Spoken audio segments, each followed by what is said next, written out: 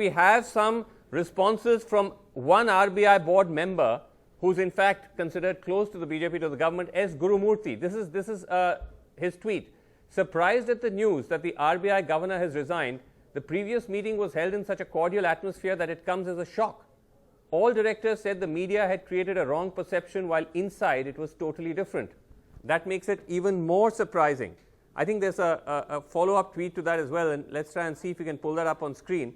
But this appears to be somewhat different from the line that the government has taken, thanking Mr. Patel for his services and making it seem like it was business as usual.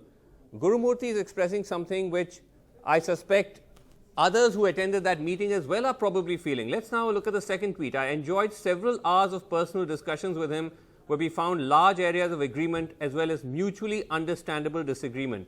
His resignation is indeed a setback to the effects of the convergence of views that was taking place.